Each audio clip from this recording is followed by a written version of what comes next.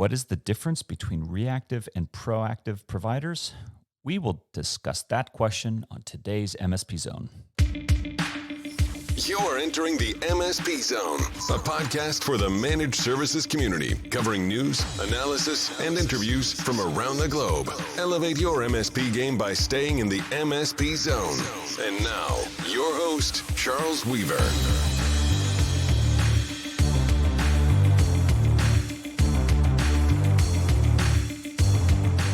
Reactive and proactive. It sounds pretty simple. Sounds pretty straightforward, right? Maybe not. We've been discussing this question for a long time, and it's not going away. It continues to rear its head, and it's obviously a very critical issue to understand in the managed services profession because it's fundamental to the understanding of what real proactive, I shouldn't even say that, what real managed services is all about. But it goes beyond just the what is an MSP, what is not an MSP, what's reactive versus proactive. It defines the business model that is in demand and a business model that is becoming extinct. And that is really the issue. It's not what you call yourself, it's what you do, right? Actions, not words.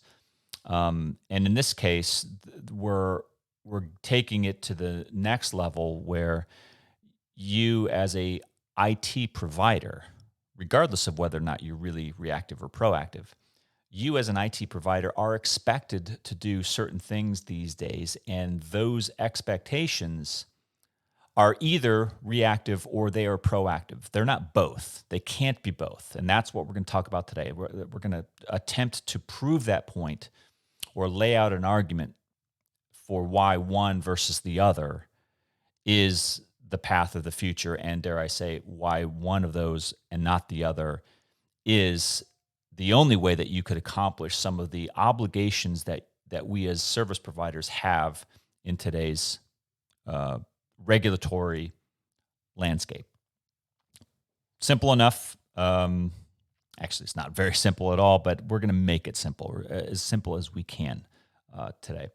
So I'm going to bypass the whole litany of reasons why you would want to become a managed service provider in the first place, which is, inherent in that question is you are moving from reactive to proactive. And there are a ton of efficiency, business, risk, financial, and other benefits to doing that. We've all talked about them for more than 20 years. They should be fairly well known to everybody. I mean, the first thing right out of everyone's mouth is, oh, well, I want recurring revenue. That's a really good MSP byproduct, right? Yeah, sure. I mean, it is. Everybody knows it. It's good to have recurring revenue. It's predictability, right? That lends itself to your financial predictability and ability to make decisions in the future based off of that future income. Very good things compared to the way we used to do things in the reactive world, where it was very chaotic, very up and down, spikes of activity, periods of doldrums and nothing coming in. And so it became very difficult to predict business growth, business decisions, any decent amount into the future. It was just nearly impossible. Profit margins, the ability to scale, the efficiency of the provider in proactive versus reactive business models. Those are things that they should be table stakes. We all know why those things are true because they are demonstrably true. You see them quite frequently in good, well-run MSPs, right? You don't talk about, we as a profession don't talk about the incredible efficiency in reactive or break-fix business models because it doesn't exist. It doesn't exist. I'm sorry, but if you are running a reactive IT shop, you are not in the business of service delivery efficiency. It's oxymoronic. It cannot happen. So those are all well-established, I hope well-established business characteristics of the proactive IT business model.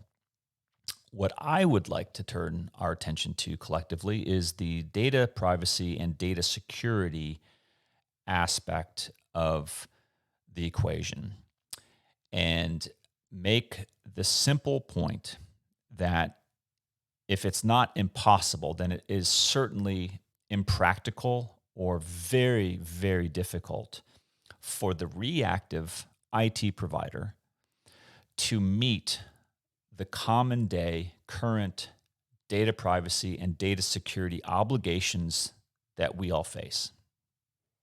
That's, if we were in debate, that would be the statement or the position that we are going to tackle.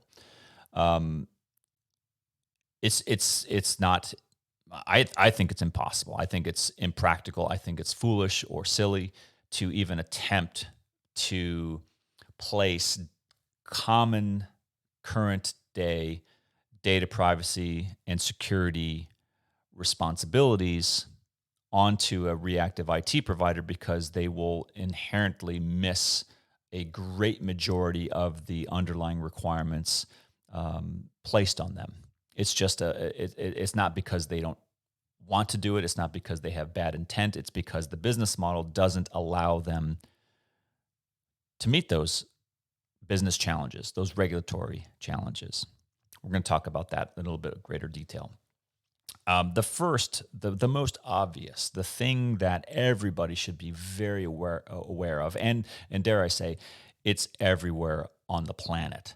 So it doesn't matter where you're listening to this podcast, you have some form, most likely, of data breach requirement, a data breach awareness, data breach notification, data breach response. There's some proscription, some set forth steps that you have to take in the event of a data breach. And that includes you as end users and includes you as service providers servicing your customers. Data breach responsibilities are everywhere. We've talked about that a lot on this program. And data breach response, except in a few very, very small areas, which I will talk about, largely cannot be fulfilled or prevented by the reactive IT provider community. It's just impossible, right? Let's talk about the exception to the rule. I'll start off just because there's probably some of you out there saying, well, I disagree. I'm a cybersecurity consultant and I do a lot of good work for data breach victims. Okay. There are some forensic services that can and are performed that are of a good value to the end user and MSP, the proactive community, right?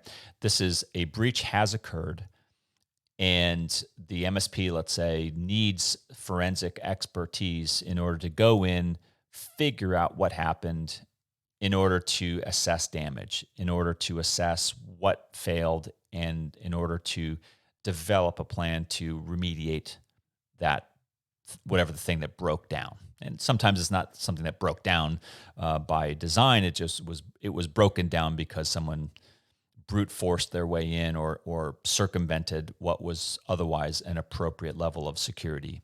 And it can happen, right? It can happen. So when you have data breach incidents, data breaches are increasingly more common, unfortunately. They're increasingly more common, largely, in my opinion, because not just of the amount of attempted cyber breaches that are being performed, but because you have a great deal of organizations, a great number of organizations, I should say, who just don't take even the minimal amount of effort to be prepared for cyber attacks. And those are things that are simple, the obvious ones you've heard before, including on this program, like MFA, encryption, backup, basic user, change management, policies, things that a reactive IT shop will not provide to you, other than maybe setting it up, right? The setup and install. And I'm not talking about that where you have an internal IT department, right? I'm making some assumptions in this hypothetical here. I'm talking about where you need to have a proactive, always on look at these controls and these practices running and operating effectively within your organization. Those are the things that really can only be delivered by a proactive IT provider. A reactive IT provider would, as the name suggests, only be reacting, only be responding to those bad things that happen. They cannot safeguard and look into the future and anticipate bad behavior or bad things and prophylactically try to stop them from happening or try to stop them from impacting negatively the MSP organization or the customers that they service. Make sense? Which brings us to the issue of monitoring and management. Obviously, if you were going to be effective at data breach prevention, right? If the goal is not to have as many data breach events as you can, right, to have as small an amount or none in a perfect world, you need monitoring and management capabilities. You can't do that if you are solely reactive, right? So we've talked about this in many, many years ago about, what makes an MSP? Well, I went out and bought an RMM tool, so therefore I guess I'm an MSP. No, it doesn't. I mean, you can't be an MSP without an RMM tool, but just because you have an RMM tool doesn't mean you're an MSP, right? You understand the logic. It doesn't flow both ways. There's a philosophical principle there. I'm not remembering, but some of you guys out there might remember this. But the point is that just because you have that tool or any other MSP tool doesn't in and of itself make you an MSP. It's how you use it. It's whether you use it.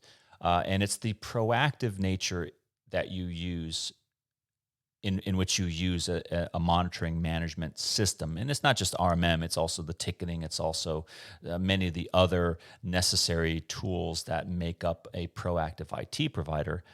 That monitoring and management skill and capability delivered in a proactive manner is what will help you, among other things, and there's many other benefits. It will help you immensely and directly with the data breach aspect.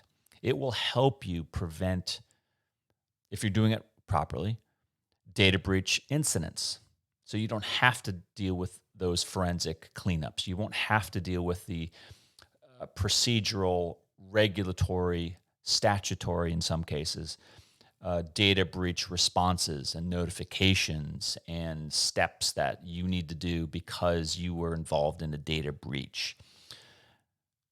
That's the main point. It's the monitoring and management that, among other things, makes data breach management a lot more effective and possible.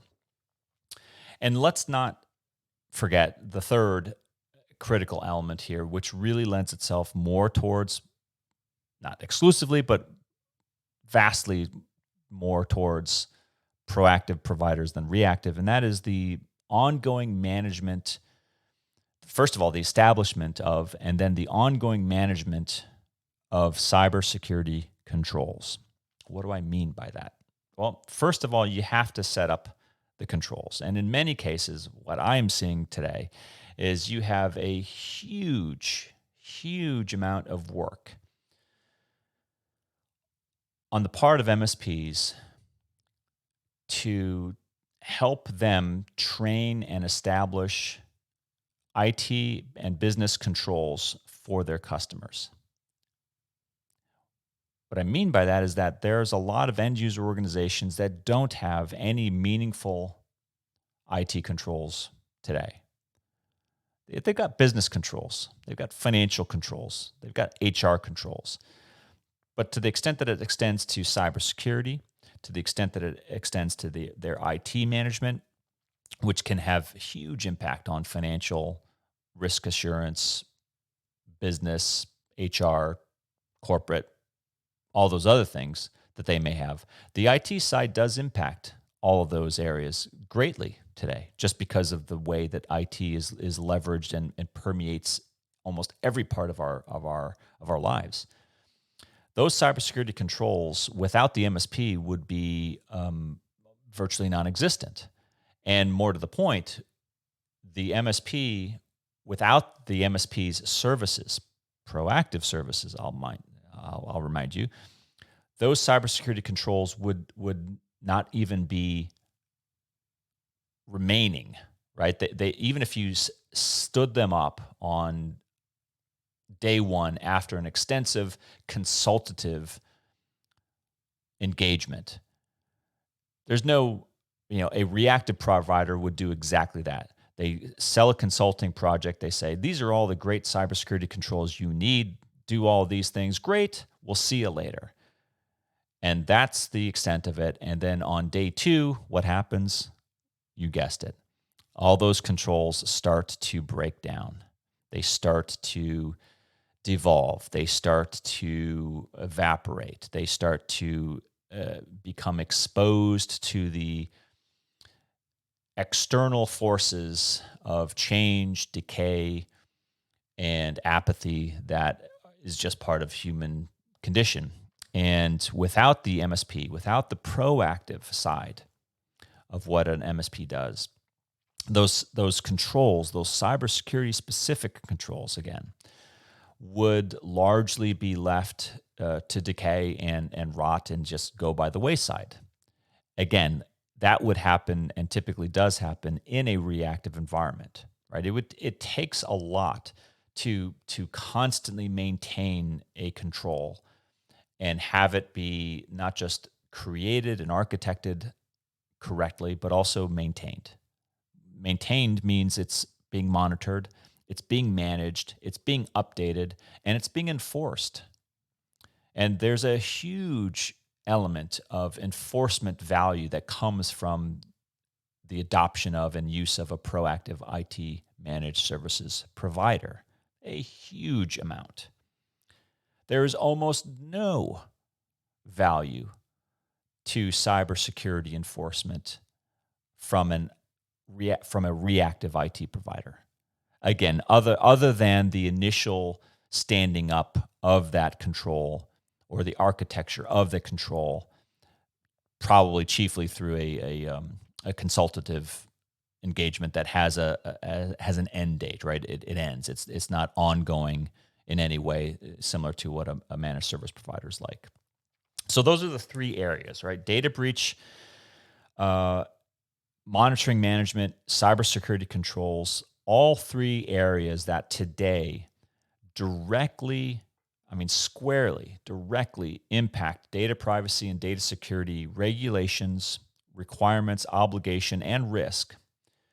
And in the hands of a reactive IT shop, those areas are going to largely be ineffective. And it doesn't mean that the reactive IT provider doesn't care. It's just that in that reactive IT business model, there's no way for them to deliver the necessary services to meet those regulatory, statutory obligations. Just impossible. And just because you are an MSP doesn't mean that you're going to necessarily meet them either. But you have a heck of a lot of a better chance with an MSP, a proactive MSP, than with a reactive IT company. Hopefully this all makes sense. And the whole purpose of saying this is not to say that reactive IT is bad. It served a purpose in our history, and that time has come and has gone. And now the time has come and gone for reactive IT providers to shed their skins and become something different, something better. And that something better is managed services, proactive managed services. So a friendly challenge for those of you out there, especially those of you who call yourself an MSP, but you really deep down, internally that you've got a lot of those reactive tendencies and practices still lingering, in your business model. I would challenge you to really do an assessment sooner rather than later. Look at what you're doing that is reactive and try to, as quickly as possible, modify it, get rid of it, and change that into a proactive IT service delivery of whatever kind, right? Reactive versus proactive can impact of a huge variety of service delivery areas in a IT shop. Too many to list. So if you happen to see it, make a note, change what you can change immediately as quickly as you can. And when you do that, you will start to see almost immediate benefits, not just internally in your company, but as you deliver those services to downstream to your customers, they will also see the benefits. They will, I believe, appreciate very quickly the changes that you are implementing. And one day, they may even see it very, very evidently in the form of prevented potential data breaches, or in your ability to quickly respond and react to I use that term a little tongue in cheek there, but the response to a data breach event in the hands of a proactive MSP versus a reactive MSP are very, very different. And I think your customers would appreciate that on the proactive side. And that honestly is why we are seeing so many companies, again, jumping into the managed services business model and profession. You just don't see it on the reactive side.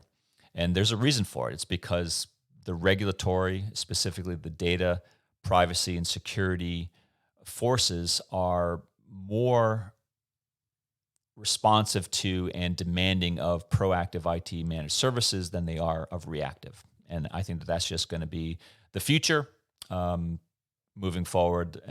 It's just that's where it's at. That's the prescription. That's what we need in order to deal with the cybercrime that we are facing today globally.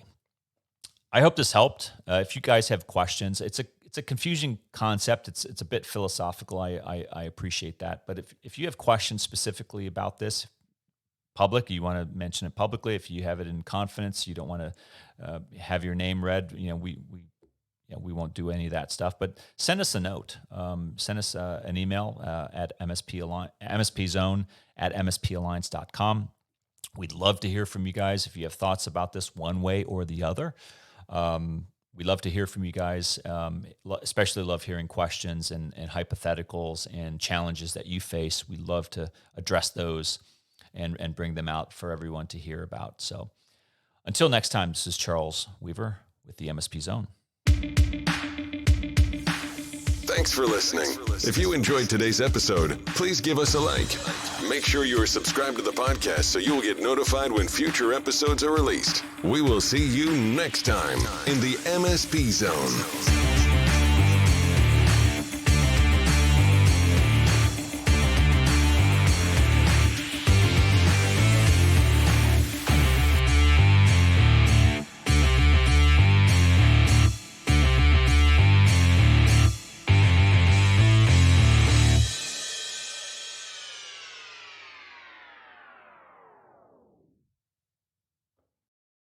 Contracting. And for those of you who are wondering, what if we change? What if times change and we want to change up our services?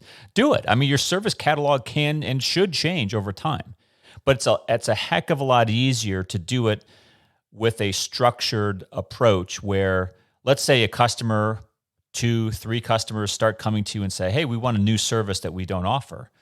Instead of saying no, you say, "Yeah." But you don't say it for just those 3. You say, okay, we're going to change our service catalog. Now it's available to everybody who we service. And then your legal counsel, like someone like Rob, can then update your contracts, make sure that those new service lines are appropriately articulated into your agreements, and you're safe, your customers are safe, and you continue operating a fresh, cutting-edge managed services practice. Easy enough, right? Easier said than done.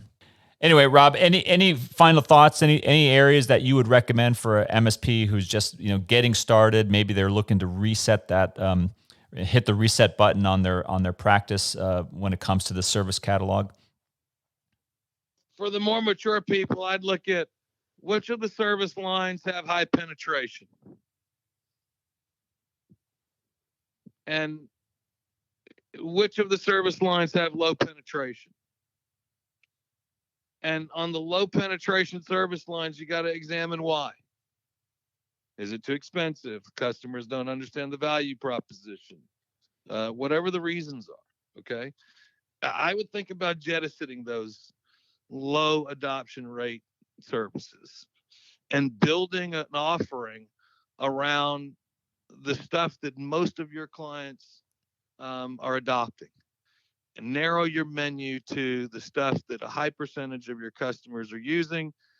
And maybe you're giving up a little bit of revenue in the low adoption, but you're going to make it up in efficiency gains, HR, performance management related items, risk of things falling through the crack that could lead to liability.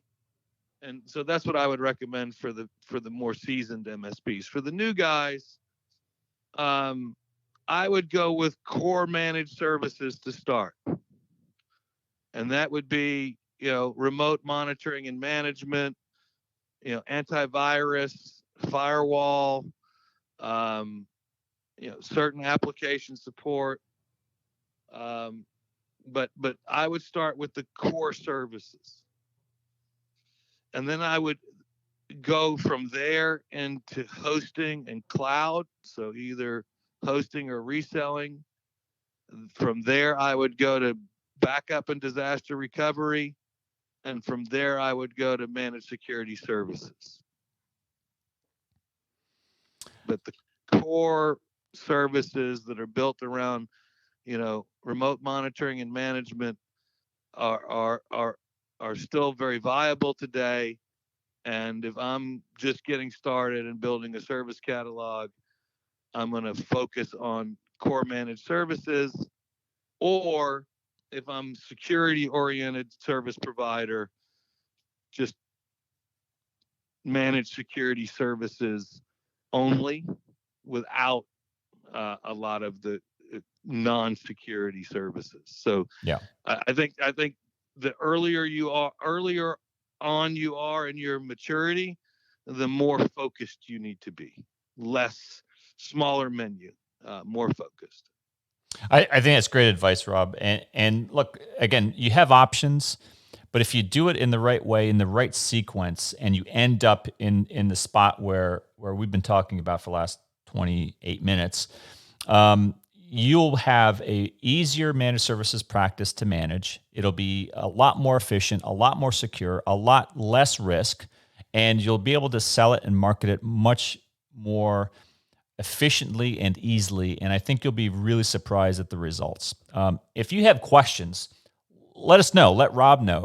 Reach out to Rob. I'm sure he'd be happy to talk to you about how your service catalog could be better codified into your service agreements. If you haven't done that, yet in your managed services practice, do it today, because there's nothing worse than having a really, really well-defined managed services practice and a very ill-defined set of contracts that don't express correctly and adequately what it is that you're delivering. That's just not really a good outcome at all. But Rob, thanks again for coming on to the MSP Zone and helping out and sharing your wisdom with us today. Thanks for having me, Charlie. Well, folks, that's it for another MSP Zone. This is Charles Weaver. Until next time. Thanks for listening. If you enjoyed today's episode, please give us a like. Make sure you are subscribed to the podcast so you will get notified when future episodes are released. We will see you next time in the MSP Zone.